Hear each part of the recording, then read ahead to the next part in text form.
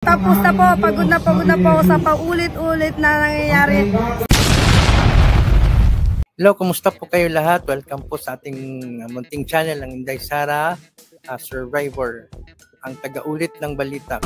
Kung bakit po ako narito at bakit po ako sumama dito sa organisasyon na to, dahil tapos na po, pagod na po ako sa paulit-ulit na nangyayari sa bansang Pilipinas na to, lalo na sa ginagawa ng mga pamilya ng Duterte, kung paano kaya namin gusto ma-impeach si Duterte sa dami ng pinatay, sa dami ng ginawa nilang kasalanan, pagkamkam sa kayamanan ng Pilipinas, kung bakit naghihirap, lalong naghihirap ang katulad naming mga maliliit na manininda. Lalo kami naghihirap dahil sa mga Duterte na kung saan kinamkam nila lahat ng kayamanan ng Pilipinas. Lalong-lalo na asan ang pondo, asan na yung pondong tinago at hindi may labas-labas. 11 days, saan mo dinala ang pera? Saan mo dinala yung pera na dapat para sa bansang Pilipinas? Ano ang nangyari? Bakit dapat ikaw makulong ka? Makulong kayong lahat.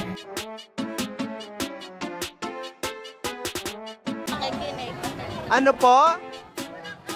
Kampihan po. Basta kami dito, nagpunta lang kami dito kasi sa totoo lang hindi ko nga alam dahil ako nagtitinda akong sampagita. Tapos sumama lang ako dahil sa ayun ko na nakita ko na yung mga kasama ko sumakay na bus. Pero bakit kayo nandito ngayon? Sa totoo lang, sir, hindi ko nga talaga alam. Kasi ako puyat nga ako hanggang ngayon dahil ako nagtinda ako. Galing ko nagtinda ng timog. Sumabay lang ako sa kanila. Anong pangalan po ninyo, ma'am? Lorna Palma po. Lorna Palma, ilang taon na ho kayo? Pwede bang secret? Sige, secret. So, si Ma'am Lorna Palma, na sikreto ang edad, nagtitinda ng sampagita, hindi niya alam kung bakit siya nandito, napasama siya. Kayo po ay isinama ng inyong mga kagawad, tama po ba? Sino po ang nagsama sa inyo dito? Kayo lang. Bakit po kayo pumunta?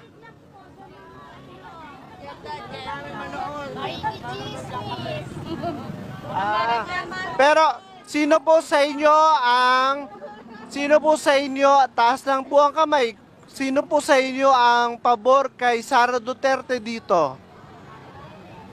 Kayo po, pabor kayo kay Sara Duterte. Kayo, sinong pabor kay Pangulong Marcos? Wala rin. Pero hindi lahat kayo ay against kay Sara Duterte. Ma'am, bakit kayo pabor kay Sara Duterte? Sige po. Salamat po. So, makikita nyo, no? Iba-iba yung kanilang mga rason kung bakit sila nandito sa rally na ito.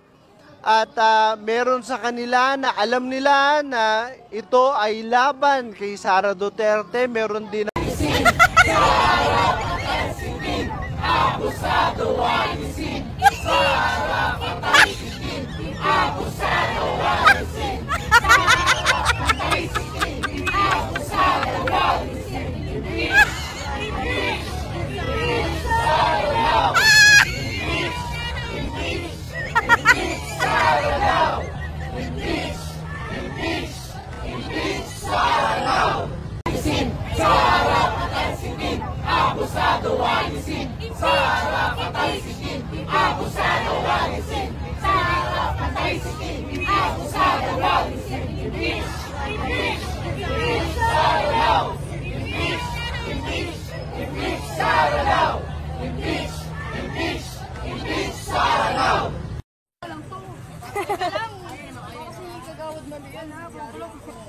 Video to, bakla! Ate, wala pang pinapang. Tawagin ko pa pangalan ha. Kaya lang gulo nyo. Video mo. Sino ang mananalo ng house and lot? Sino ang nabudol? Sino ba? Ang listahan ng may... Bordeas. Yes. Yan, Jivan Bordeas. Grace Limbo. Quincy. Robleco.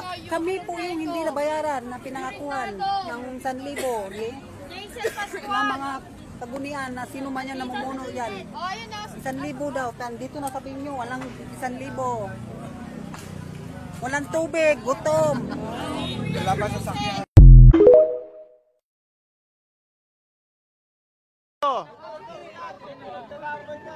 Taga Muntinlupa po. Taga Muntinlupa. Bakit po kayo nandito? Nahablot lang po kami. Ano po?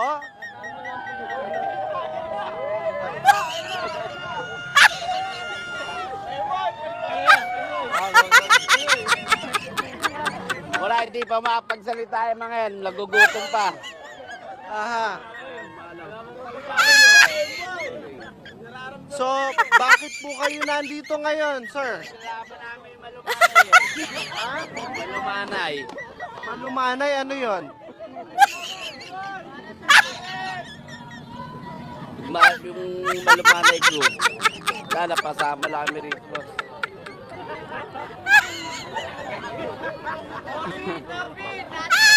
So, kanina pa ho kayo nandito?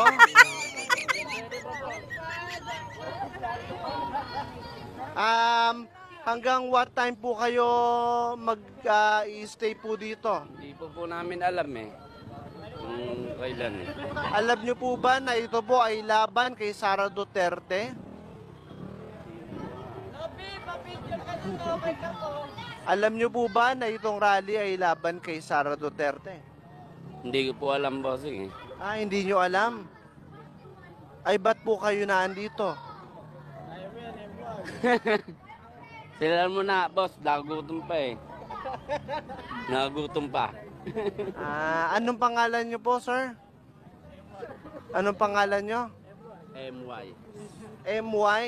Anong apelido po ninyo? Dimagi ba? Anong spelling? Nandito tayo ngayon sa People Power Monument. Bakit po kayo nandito? Gusto lang po namin mawala ang korupsyon sa gobyerno at wala kaming kinikilingang politiko. So sino po ang kinikilingan ninyo? Yung katotohanan. A few moments later. Lenny Robredo pa ako.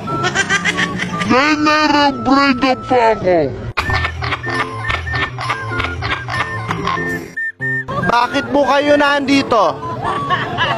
Nahablot lang po kami.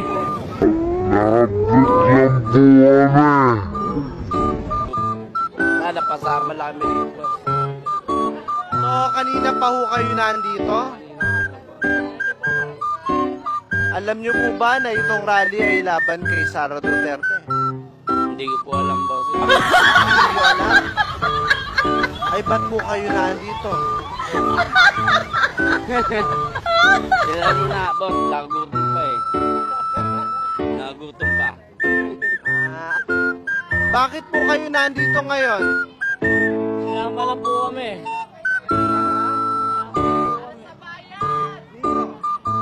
Ano namin, kagawad.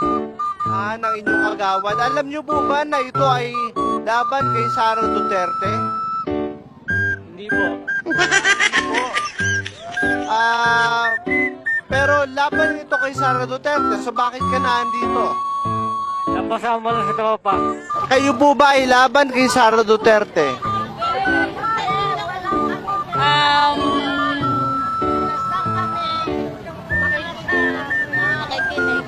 Ano po? Kinakampihan po. Basta kami dito, nagpunta lang kami dito kasi sa totoo lang hindi ko nga alam dahil ako nagtitinda ako sa pagita. Sumama lang ako dahil sa ayoko na nakita ko na yung mga kasama ko sumakay na lang. bukas.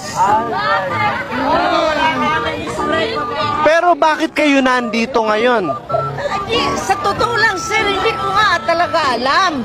Kasi ako puyat nga ako hanggang ngayon dahil ako nagtinda ako. Galing ko nagtinda ng timog. Sumabay lang ako sa kanila. Sino po sa inyo ang pabor kay Sara Duterte dito? Kayo po, pabor kayo kay Sara Duterte. Kayo. Sino ang pabor kay Pangulong Marcos? Wala rin. Pero hindi lahat kayo ay against kay Sara Duterte. Ma'am, bakit kayo pabor kay Sara Duterte? Sige po.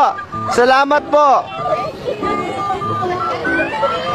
At makakausap natin yung mga organizer ng rally na ito tungkol sa iba-ibang mga rason kung bakit nandito ang mga tao. Anti-Duterte rally, pero merong anti-Duterte, meron ding pro-Duterte. Senior citizen na ito, umuwing nagre-reklamo. Pinangakuan daw sila ng kanilang community leader na mabibigyan kapag umattend sa rally. Magkano mapangako? 1,000 po bawat isa. Kasi doon mo na, pagkain mo na, pamasahin mo, doon na lahat kukuhain. Oo. Ngayon, wala pa po. Hindi namin alam kung paano. Kahit paano na naman, kung kahit pamasahe may balik, wala pang kain. Sinusubukan naming makuha ang panig ng mga organizer ng rally ukol dito.